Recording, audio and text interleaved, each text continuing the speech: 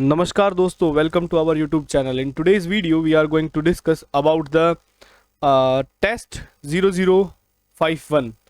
तो इसका detail discussion video होगा। इस क्लास के अंदर हम इनके जो क्वेश्चंस हैं उनको डिस्कस करेंगे कि आप कैसे क्वेश्चंस को अटेम्प्ट करें और कैसे क्या प्रॉब्लम आप फेस कर रहे हैं, उनका डिटेल एक्सप्लेनेशन क्या होगा, तो वो सारी चीज़ें हम एक्सप्लेन करते हैं। तो मोर और लेस ये पूरा पेपर जो था वो फैक्चुअल था। तो चलिए स्टार्ट करते हैं क्वेश्चन नंबर 1 से। क्वेश्चन नंबर 1 बहुत ही सिंपल था। At present how many union territories is in India? That is 8। There are 8 union territories in India at present. तो ऐसा क्वेश्चन आपसे स्टेटमेंट फॉर्म में ही पूछा जा सकता है और एचपीएससी ऐसे भी आपसे पूछ सकती है डायरेक्टली। तो 8 आपको याद होनी चाहिए। कौन कौन है? चंडीगढ़ है, दिल्ली है, लद्दाख है, जम्मू एंड कश्मीर है, अंडमान निकोबार, लक्षद्वीप, दादर नगर हवेली, दमन एंड दीव, ठीक, और पुडुचेरी। तो ये सब 8 की 8 जो है आपको याद होनी चाहिए। फिर नेक्स्ट क्वेश्चन है, which of the following schedules of Indian constitution contain the provision of regarding official languages? तो ऑफिशियल लैंग्वेज की मैं बात करूं तो उसके प्रोविजन जो है वो 8 शेड्यूल के अंदर आते हैं। इसकी एक छोटी सी ट्रिक है, टीयर्स ऑफ ओल्ड पीएम। इसको ऐसे याद रखें, tears of old PM. T for territory, E for emoluments, A for affirmation, R for Rajya Sabha. यानी कि first schedule deal with territory, second schedule deal with emoluments, third schedule deal with oath and affirmation, fourth schedule deal with Rajya Sabha, fifth schedule deal with schedule area and six schedule deal with other schedule area, seventh schedule deal with federal list, eight schedule deal with official languages, nine schedule deal with land reform, 10 schedule deal with defection law, 11 schedule deal with panchayat and 12 schedule deal with municipality. तो आप ऐसे इसको याद कर सकते हैं, इससे आपको याद रहे, क्योंकि शेड्यूल से एक क्वेश्चन जो है वो आपके एग्जाम में पूछा जाता ही है। नाउ अब आते हैं क्वेश्चन नंबर 3 पे। क्वेश्चन नंबर 3 था, थोड़ा आप मान सकते हैं कि टेक्निकल था। The legislative power of parliament for union territory on subjects of state list remain unaffected even after establishing a local legislature. ठीक, क्या ऐसा होता है? जी बिल्कुल, पार्लियामेंट की लेजिस्लेटिव पावर यूनियन टेरिटरी पे होती है, बेशक वहां पे एक लोकल लेजिस्लेचर हो। Now the second statement, and administrator of union territory is agent of parliament. यहां तक ठीक बात है बिल्कुल।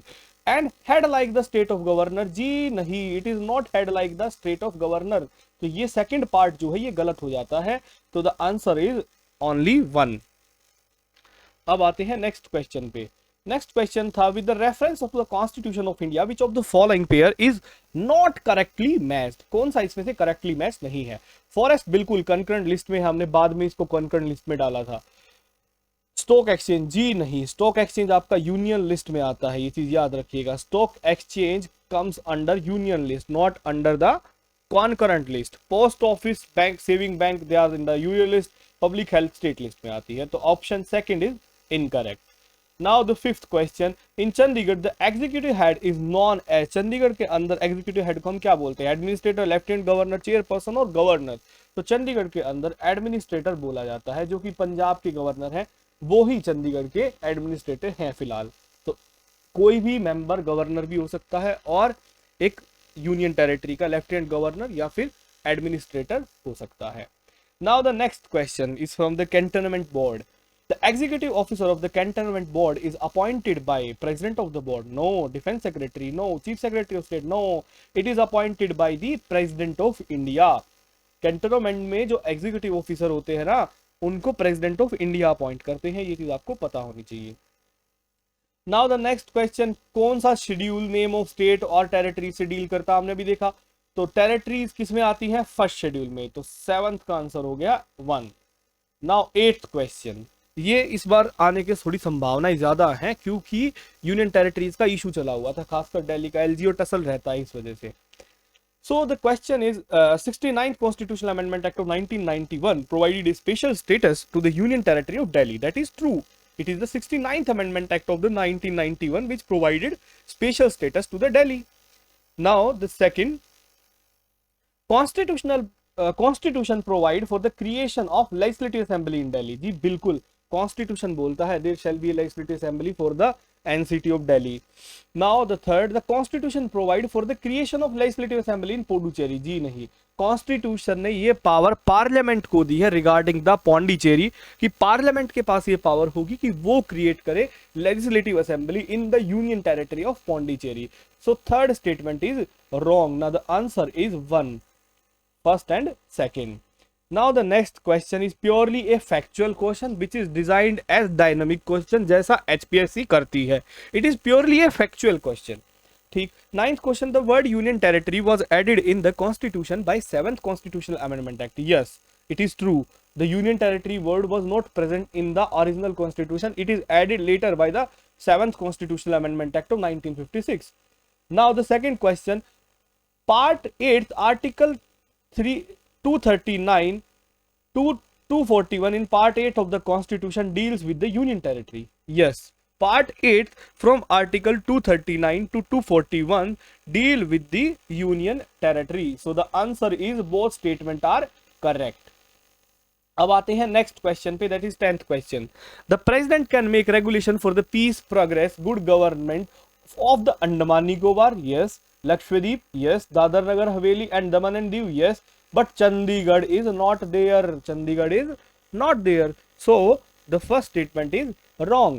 Now we came to the second statement. In NCT of Delhi, in case of urgency, Lieutenant Governor will take decision. Yes. In case of any urgency, this is mentioned in the act also, in the 69th Amendment Act or in the NCT of Delhi Act.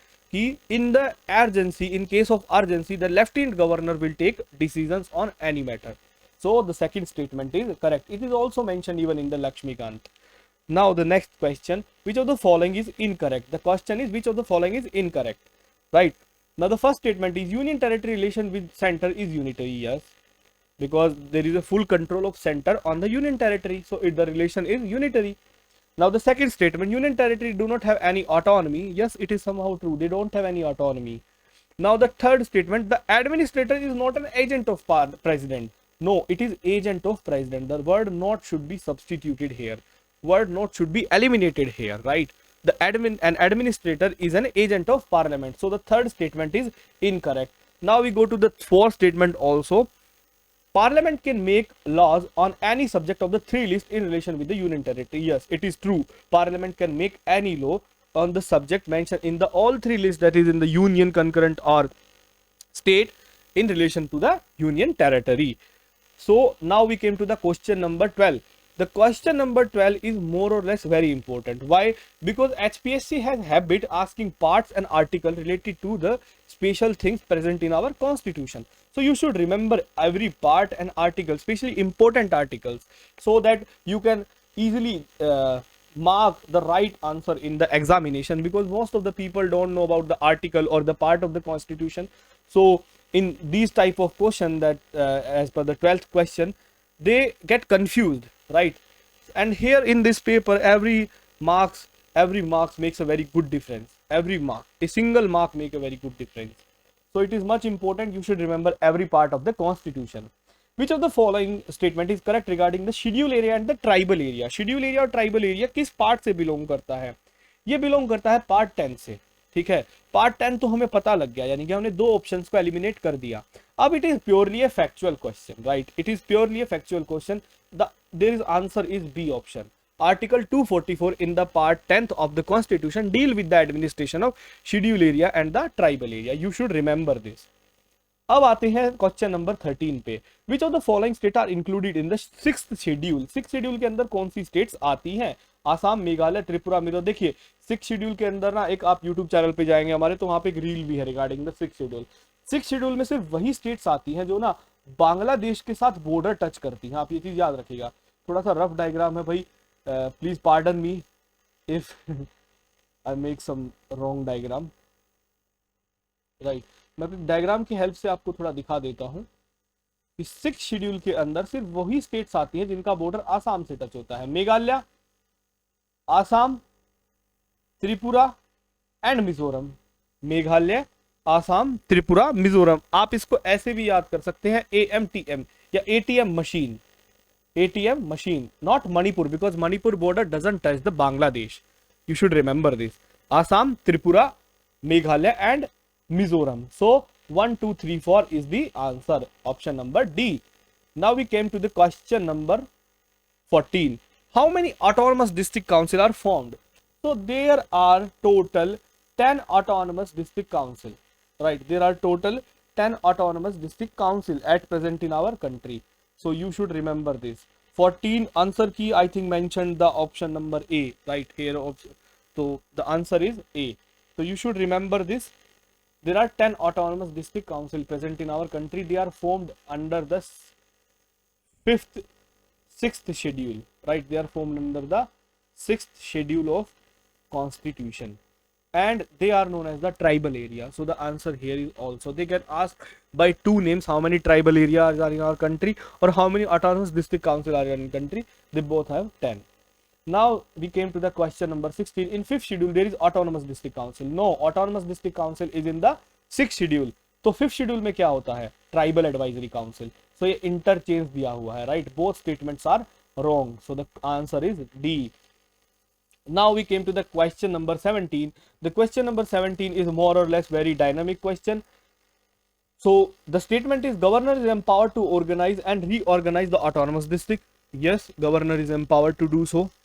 Now the act of parliament or state legislature do not apply to autonomous district or autonomous region. Yes, it is true. Now the third statement, governor can appoint a commission to examine and report on any matter related to the administration of the autonomous district or region. Yes, in the sixth schedule there is more power given to the governor, right?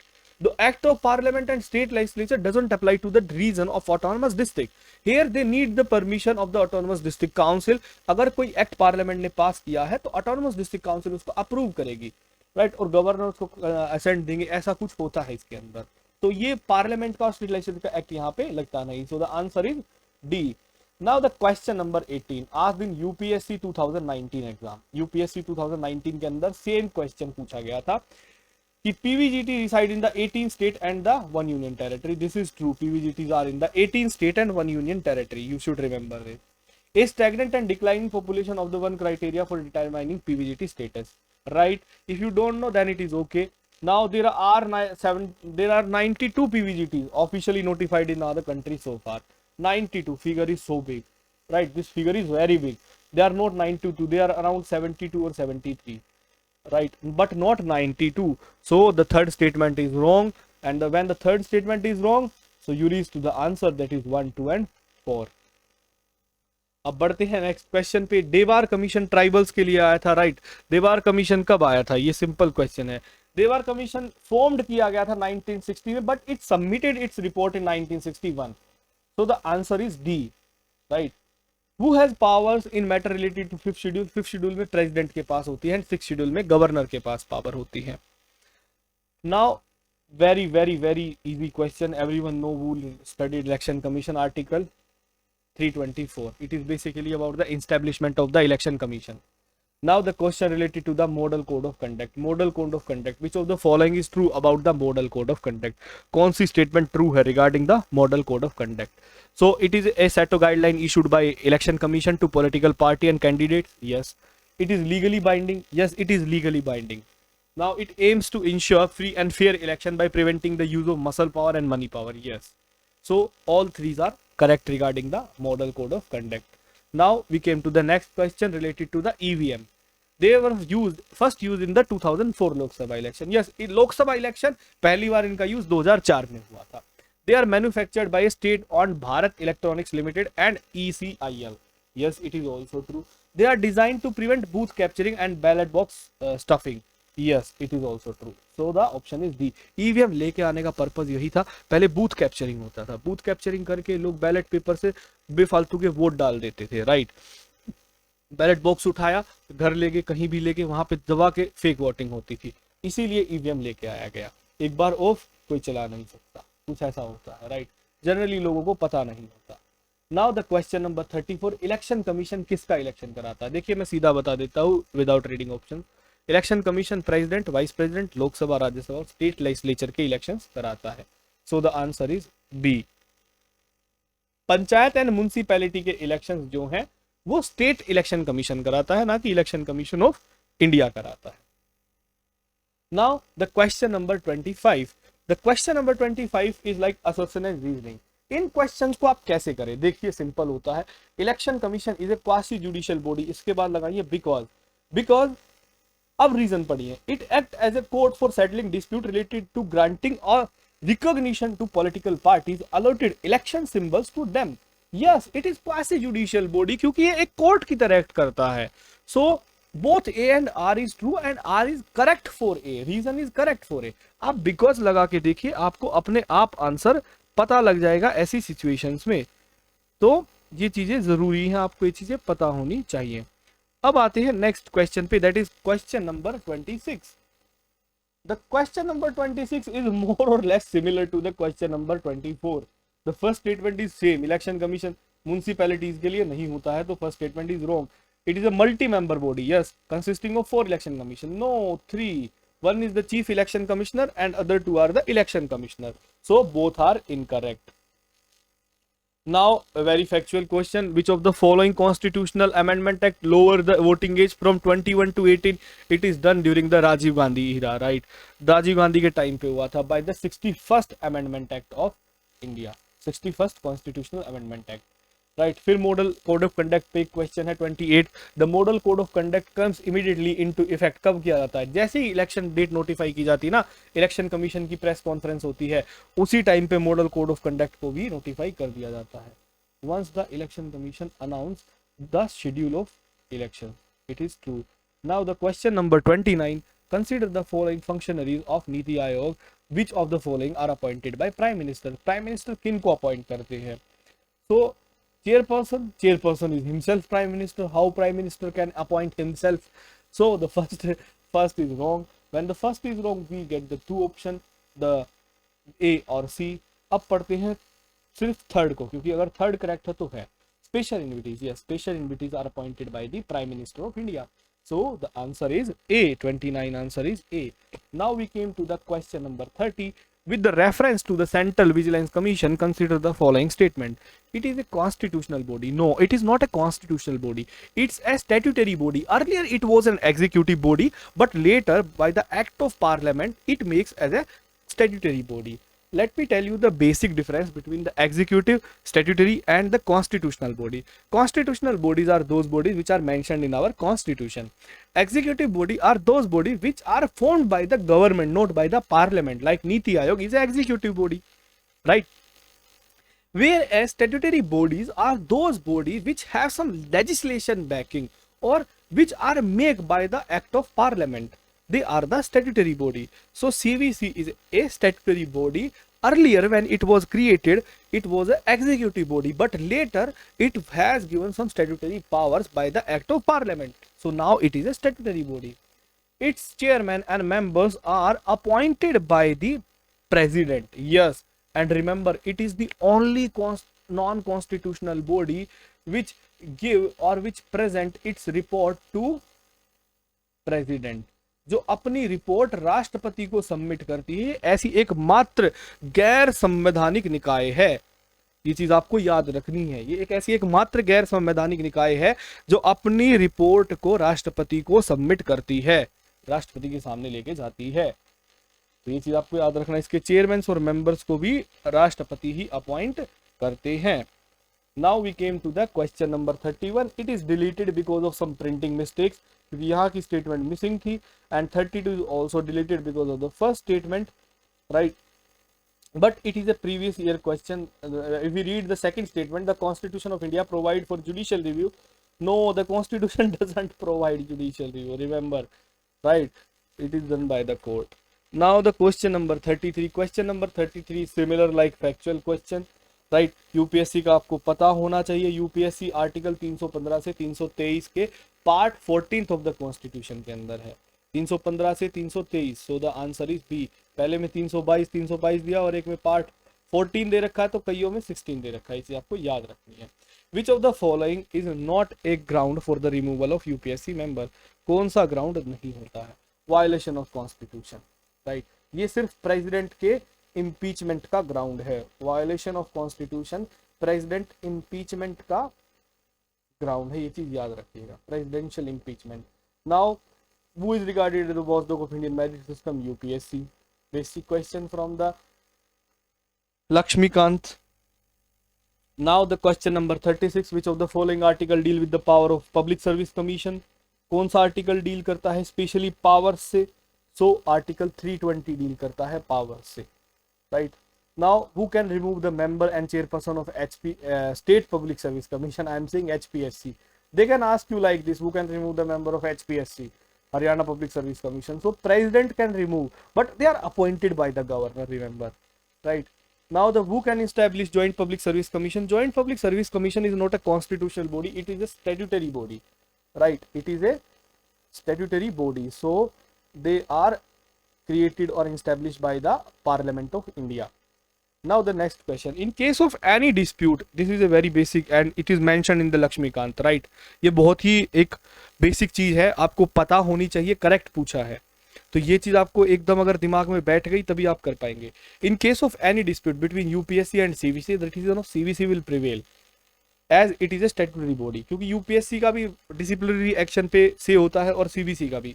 अगर कोई dispute है, मान लो कोई public servant है, उसके ऊपर corruption charges है, UPSC का जजमेंट अलग है और CVC का जजमेंट अलग है, तो स्टेटमेंट ये कहता है कि CVC का जजमेंट प्रिवेल करेगा। बट नहीं जी, नहीं, ऐसा नहीं है, UPSC का जजमेंट प्रिवेल करेगा कि UPSC एक कॉन्स्टिट्यूशनल बॉडी है, ये चीज याद रखिएगा। तो first statement is wrong. Now the second statement, UPSC submit its report to the parliament of India. Yes, it is true. No, it is not true. Sorry. It submitted its report to the President of India. I am sorry. UPSC submitted its report to the President of India. Now, the third statement. The third statement is chairman of HPSC is appointed by the President. No, it is removed by the President but appointed by the Governor. Joint Public Service Commission is statutory body, not a constitutional body. Yes, we studied in the 38th question. So, the option D is right. Now, the next question. Who among the following is responsible for the conduct of election in the parliamentary और assembly constituency? constituency के अंदर कौन responsible होता है? तो returning officer होता है, ना कि चीफ इलेक्टोरल ऑफिसर होता है स्टेट के लिए। डिस्ट्रिक्ट अलग होता है, इलेक्टोरल स्टेशन ऑफिसर अलग होता है, बट रिटर्निंग ऑफिसर रिस्पॉन्सिबल होता है कॉन्स्टिट्यूएंसी के अंदर। Now the next question, all political parties eligible to receive funding through electoral bond? नहीं, जिनको 1% से ज्यादा वोट मिला है ना लास्ट इलेक्शन में, वो इलेक्टोरल बॉन्ड से लेके आती है। बहुत बेसिक नुएंसेस है, 2% अलग होता है, 1% की बात है। Now the second, electoral board can not be purchase by an individual person? No, an individual can purchase, बिल्कुल इंडिविजुअल परचेज कर सकता है, आप भी जाके SBI दिल्ली ब्रांच से ले सकते हैं। So the option is D is correct. Both statement are incorrect basically, neither one nor two. Now the question number 42, in India same person can not be appointed a governor for 2 और more state at same time? Correct पूछा है, देखिए, तो ये तो गलत है भाई, किया जा सकता है। नाउ द जजेस of high court of A state in India are appointed bye the governor of state just as the जज of supreme court as the appointed by the president? नहीं जी, सो हाई कोर्ट जजेस को भी president appoint करता है, या president किसी को नॉमिनेट करते हैं कि आप अपॉइंट कर दीजिए, तो ये चीज याद रखिएगा। Now the next statement, no procedure had been laid down in the constitution of India for the removal of governor from his our post? Yes, governor की रिमूवल के बारे में कोई प्रोसीजर मेंशन नहीं है इन आवर कॉन्स्टिट्यूशन, तो ये चीज आपको पता होनी चाहिए। तो ये स्टेटमेंट ट्रू है, आंसर इसका सी है, बट हम डी को भी पढ़ते हैं। इन case of union territory having a legislative setup, the chief minister is appointed by the lieutenant governor? Yes, chief minister को लेफ्टिनेंट गवर्नर अपॉइंट करता है on the majority of support. नहीं, ये स्टेटमेंट इनकरेक्ट है, सॉरी, चीफ मिनिस्टर को president appoint करता है यहाँ पे, ये चीज याद रखिएगा आप, चीफ मिनिस्टर को प्रेसिडेंट अपॉइंट करता है, ना कि governor. Now the next question is which of the following is the largest committee of the parliament? कौन सी है? एस्टिमेट कमेटी, 30 मेंबर्स होते हैं इसमें और सारे लोग सब आगे, ये चीज आपको पता होनी चाहिए। Now the next question, election to the cooperative society is conducted by state election commission? Yes. Number of director shall not exceed 21? Yes, 21 से ज्यादा नहीं होनी चाहिए, मेंशन है उस एक्ट के अंदर। Cooperative board shall have at least 2 women representative? Yes, it is true. So all statements are true, ये मेंशन्ड है एक्ट में, इसमें कोई डायनामिक चीजें नहीं है, आपको ये चीज पता होनी चाहिए। Now the next statement related to the disqualification under the 10th schedule. Disqualification 3 basis पे होता है, ध्यान से समझिए। अगर कोई नॉमिनेटेड मेंबर है, वो 6 महीने से पहले अगर कोई पॉलिटिकल पार्टी ज्वाइन करता है, मतलब 6 महीने के बाद, तो उसको डिस्क्वालीफाई कर दिया जाता है। मान लो आज कोई नॉमिनेटेड में अपने किसी को नॉमिनेट किया और आज से 6 महीने के बाद वो कोई पॉलिटिकल पार्टी ज्वाइन कर ले, 6 महीने तक तो अलाउ है, बट 6 महीने के बाद करते हैं तो वो डिस्क्वालिफिकेशन के अंडर आते हैं। अगर कोई निर्दलीय सदस्य, इंडिपेंडेंट मेंबर कोई पार्टी ज्वाइन कर ले तो वो भी डिस्क्वालीफाई होते हैं। अगर कोई मेंबर है मान लो किसी पॉलिटिकल पार्टी का, फॉर एग्जांपल बीजेपी का कोई एमपी है, और वो वॉलंटरी अपनी मेंबरशिप छोड़ देते हैं पॉलिटिकल पार्टी की जिससे वो बिलोंग करते हैं, तो उनकी मेंबरशिप भी चली जाती है। तो आंसर इज डी। तीनों स्टेटमेंट करेक्ट है यहाँ पे आप पढ़ेंगे तो। उसके बाद question number 46, the power of CAG is define in the power, जो है ना ये काफी बार क्वेश्चन जो है पेपर में आया है, बार बार रिपीटेड पावर पे। ये हर स्टेट पूछ लेता है, एक साल छोड़ के एक साल, कुछ ऐसे ही, क्योंकि 48 और 49 दोनों आर्टिकल्स हैं, बट पावर मेंशन है इसकी 49 आर्टिकल के अंदर। फिर आता है नोट करेक्टली मैं, सीबीआई एक्ट 1963 में आया, बिल्कुल सीबीआई की स्टैब्लिशमेंट हुई। स्पेशल पुलिस स्टैब्लिशमेंट एक्ट 1942 में आया, सीवीसी 1964 में आई, बट प्रिवेंशन ऑफ करप्शन आया था 1988 के अंदर, ना कि 47 में। तो this statement is incorrect. Now which of the following civil service is not mention in the constitution? Indian forest service नहीं है, याद रखना आर्टिकल 312 में। They all three are the all India services, IAS, IPS and IFoS, but Indian foreign service mention नहीं है। Which of the following is not concern of UPSC? UPSC का कौन सा कंसर्न नहीं होता है भाई? Classification of service, right, classification of service UPSC का कंसर्न नहीं होता। प्रमोशन भी देखती है, टैलेंट हंटिंग भी, डिसिप्लिनरी मैटर्स पे भी देखती है, but classification of service UPSC का कंसर्न नहीं होता है। ये चीज आपको याद रखनी है। नेक्स्ट आता है zonal council establish by, zonal council को किससे इस्टेब्लिश किया गया? तो जोनल काउंसिल को एसआरसी एक्ट 1956 से इस्टेब्लिश किया गया था। एसआरसी एक्ट 1956 से इस्टेब्लिश किया गया था।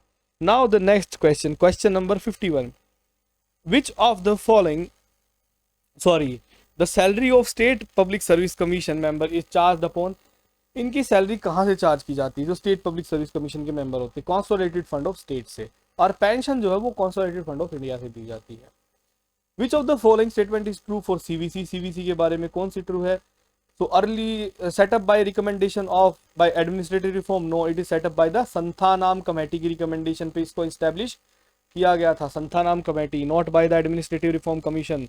Now initially it was statutory, no, it is was a executive body. It consists of chairman and 3 members. It does exercise superintendence over the functioning of CBI. देखिए इसके members 2 होते हैं, 3 नहीं होते, एक चेयरमैन और 2 इलेक्शन विजिलेंस कमिश्नर्स होते हैं। बट ये जो दी स्टेटमेंट है ये करेक्ट है। It does exercise superintendence over the functioning of CBI, CBI के ऊपर इसका जुरिसडिक्शन होता है। तो D statement is correct. Now which of the following high court has the territorial jurisdiction over Lakshadweep? Lakshadweep के ऊपर किसका टेरिटोरियल जुरिसडिक्शन है? केरला हाई कोर्ट का, पास पड़ता है ना, इसलिए। Now question number 54, which of the following functions is are performed by the National Commission for Scheduled Tribe? तो देखिए फर्स्ट है to suggest the measure taken for confirming ownership right in respect to the minor forest reduce, yes. To inquire special complaint with respect to the deprive of right to safeguard, yes.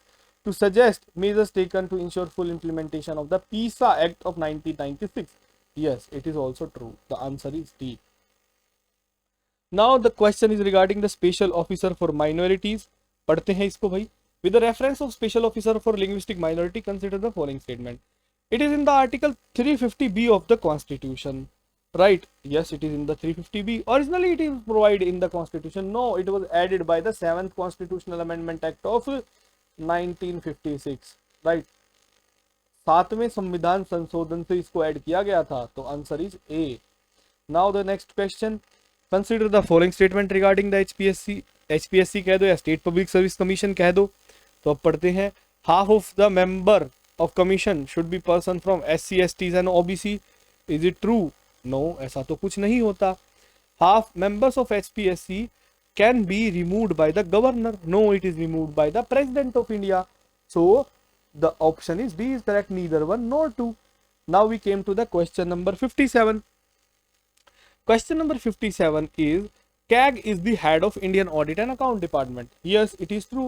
In the absence of CAG, Union Finance Minister can represent CAG in the Parliament. No, no minister has power to represent CAG in the Parliament, even in the absence of CAG. Remember this. No ministry or no minister has power. So the option 1 is correct.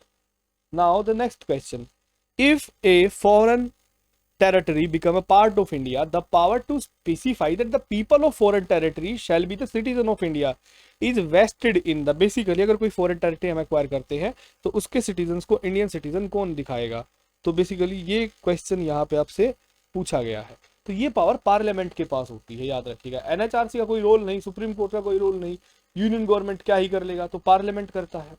This question is similar to that question, so we deleted it from the test series, they are just a typing mistake. Now 60 question, the provision of 5th and 6th schedule in the constitution are made in order to protect the interest of scheduled tribe. 5th और 6th schedule किसके लिए है, scheduled tribes के लिए, सो the answer is a. Now the next question, who determine the qualification for the member of finance commission? Finance commission के member की qualification कौन determine करता है, तो ये डिटरमाइन की जाती है पार्लियामेंट के द्वारा, ना कि प्रेसिडेंट के द्वारा, ये चीज याद रखिएगा, ये पार्लियामेंट डिटरमाइन करता है। Now which of the following constitutional article deal with the finance commission, article 280 deal करती है फाइनेंस कमीशन से। Now the next question, with the reference of finance commission which of the following statement is are correct, कौन सी statement correct है। The member of finance commission are not eligible for reappointment. No, they are eligible for reappointment. So the first is incorrect. The finance commission is constituted by the president of India not earlier than 5 years. He can constitute earlier than 5 years if he think it is fit. It sound financial matter कुछ है तो president constitute कर सकता है. So second statement भी गलत है. Option आपका D correct होता है. Now the question number 64. Which of the constitutional amendment act bifurcated national commission for SCs and ST? SC ST को किसने बाइफरगेट कर दिया था, अलग अलग, पहले एक होते थे, इनको अलग अलग किसने किया, ये कह रहा 89th अमेंडमेंट एक्ट ने, राइट, 89th अमेंडमेंट एक्ट ने। अब एंग्लो इंडियंस किस, कौन सा कमीशन जो एंग्लो इंडियन से डील करता है, क्योंकि बैकवर्ड क्लासेस पहले एससी के अंदर आती थी बट अब उनका अलग से कमीशन हो गया है, तो एंग्लो इंडियंस अब कहाँ गए भाई, तो एंग्लो इंडियंस अब भी national commission for schedule caste के अंदर आते हैं। Now the next question, the special officer for linguistic minority presented its report to, ये किसको रिपोर्ट सबमिट करता है, ये रिपोर्ट सबमिट करता है पार्लियामेंट को, ना कि प्रेसिडेंट को, right. Special officer for linguistic minority present its report to the parliament. Same question, वही पहले जो स्टेट ऑर्गेनाइजेशन उससे था, यूनियन टेरिटरी, उससे special officer for linguistic minority से ये ऐड किया गया था 7th कॉन्स्टिट्यूशनल अमेंडमेंट एक्ट से।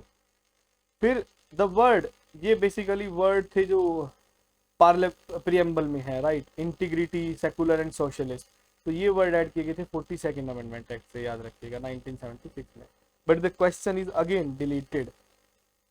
68 question is again deleted. Now the 69, it is also deleted because bargaining federalism is said by not by B.R. Ambedkar or K.C. Vare. K.C. Vare said it as B.R. Ivory Jennings ने तो बोला था federation with strong centralize tendency. Granville Austin ने बोला था इसको, Indian क्या नाम है कॉन्स्टिट्यूशन को, कि ये है आपका क्या कहते हैं cooperative federalism. But bargaining federalism की मैं बात करूं तो बार्गेनिंग फेडरलिज्म जो था वर्ड, वो इनमें से ना तो अंबेडकर जी ने बोला, कि अंबेडकर तो बोल ही नहीं सकते ऐसी चीजें, ठीक, तो उनको तो साफ साफ ऑप्शन नंबर 1 तो डिलीट हो रहा है यहाँ से। बट चीज क्या है कि केसी वरे का आपको पता है, उन्होंने बोला क्या नाम, उन्होंने बोला था कोऑपरेटिव या कम्पिटिटिव फेडरलिज्म, ठीक, कोऑपरेटिव, और federation with strong tendency Ivor Jennings ने, और बार्गेनिंग फेडरलिज्म बोला था मॉरिस जॉन्स ने, ये बोला था मॉरिस जॉन्स ने। तो ऑप्शन कहीं ना कहीं मिसिंग था, that is why we deleted that question, it is also a printing mistake I can say. So now the question number 70, which of the following statement is are correct regarding the CAG, CAG के लिए कौन सी statement correct है। First है the constitution fix 5-year term for attorney general of India, नहीं ऐसा कुछ नहीं भाई, इन्होंने कोई टर्म फिक्स नहीं की कॉन्स्टिट्यूशन ने, फर्स्ट स्टेटमेंट तो गलत होगी। He can take part in the criminal proceeding outside the ambit of government, नहीं, क्रिमिनल प्रोसीडिंग में नहीं, सिर्फ सिविल प्रोसीडिंग्स में ले सकते हैं। फिर attorney general looks after legal matters at level of government, नहीं, ये लॉ मिनिस्टर देखता है, अटॉर्नी जनरल नहीं देखता लीगल मैटर्स को। So the answer is D. अब बचते हैं 30 क्वेश्चन, इन 30 क्वेश्चंस को we will discuss in our next video, ताकि वीडियो लंबी ना हो। आज की वीडियो में इतना ही डिस्कस किया हमने, 70 क्वेश्चंस तक, पेपर फैक्चुअल था, बाकी को हम नेक्स्ट वीडियो में डिस्कस करेंगे, वो वीडियो कल अपलोड हो जाएगी, आपको मिल जाएगी। So thank you very much. अगर आपको ठीक लगा ये टेस्ट हमने डिस्कस किया, पूरा फैक्चुअल था, ऐसे ही सारे टेस्ट को हम डिस्कस करेंगे। So thank you very much.